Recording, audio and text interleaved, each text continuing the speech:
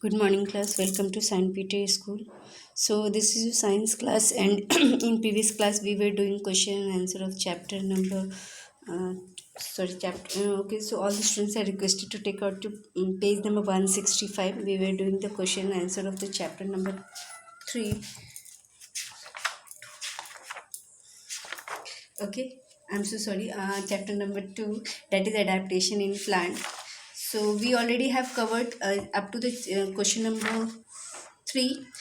Question number 5, part 3. Now today we are going to start with the question number 4. Question number 5, part 4. Okay, so which type of aquatic plants do not have stomata and why?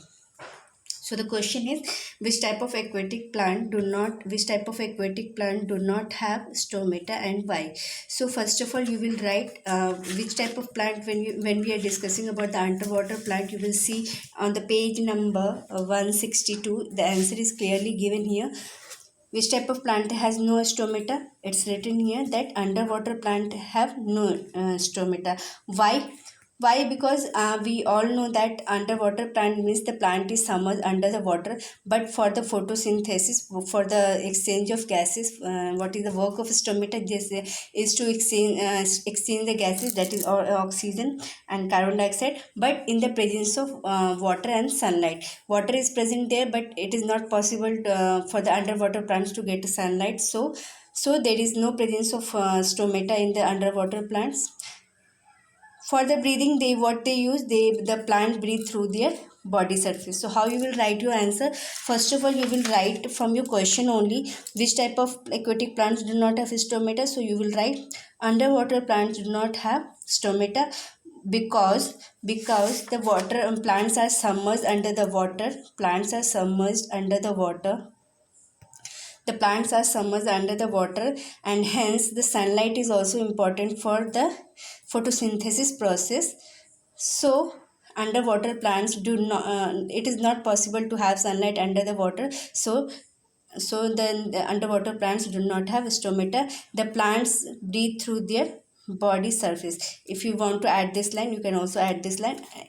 Or else what you can do, just write up to this only, because they do, as the water is submerged under the plant is submerged under the water, so it is not possible to have sunlight over there. So this is the reason no stomata is present in that type of plants, underwater plants.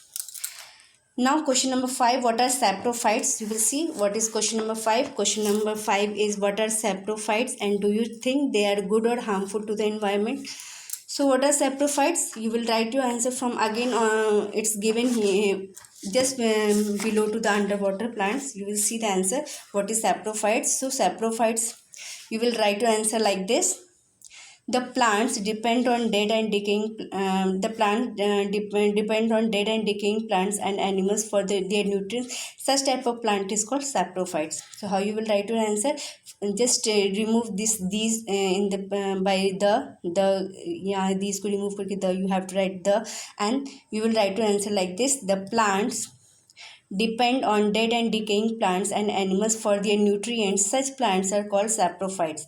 Now, second question is given here. Is it harmful for the environment or the good for the environment?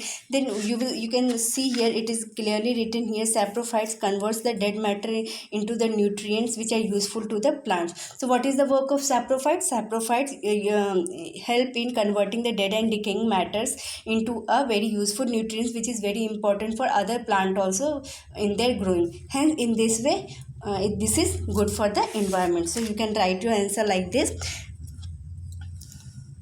What are saprophytes? You will write from there. And do you think they are good for or the harmful to the environment? You will write, yes, I think they are good for the environment because saprophytes convert the dead matter into nutrients which are useful to the plants. You will write your answer like this. Simply you can write here fifth second part. I am writing here fifth second part.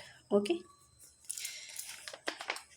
Now last question of question number 5. What adaptation do insectivorous plants develop to trap the insects? What adaptation do insectivorous plants develop to trap the insects? How you will write your answer? Again, the answer is clearly given in your book only. How you will write? You will write your answer from here. These plants have a special features to trap insects. They attract insects with their attractive color and sweet nectar. Some plants secrete a sticky substance that helps them to trap the insects. So you can directly write your answer from here. You can denote your answer like this. 6. Plants have special features to trap insect. No need to give the full stop. They attract. Okay, they attract insects. You can add these sentences with the comma. Okay, they attract insects. They attract insects with their attractive color and sweet nectar.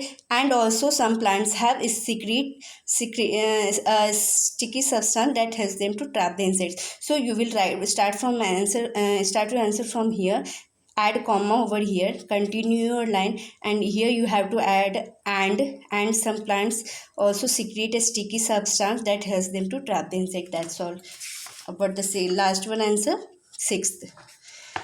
Now question number 6. This answer you have to write briefly.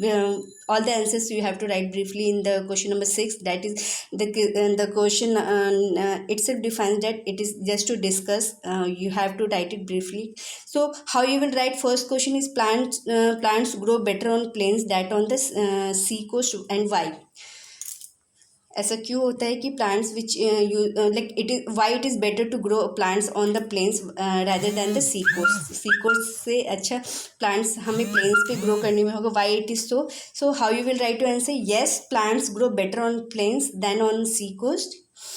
You will start your answer like this. Yes, plants grow better on plains than on sea coast, because for the better growth of the plant, equal amount of I can show you that I have a written answer for you. So you can write like this. Yes, plants grow better on plains than on sea coast, because for the better growth of plants, moderate level of water and sunlight is required. Moderate level of water and sunlight is required. मतलब कुछ भी excessive नहीं होना चाहिए. The moderate term defines that nothing should be excessive in a equal amount in a balance way. Okay, so moderate level of water and sunlight is required. While in coastal region climate is hot and damp. Hot and damp means excessive amount of sunlight and water, but in plain region climate is moderate, neither too hot nor too cold, and rainfall is also moderate. Hence the climate is more favorable in plain area, so it is better to grow plants in a plain rather than the sea coast. So you can write your answer like this.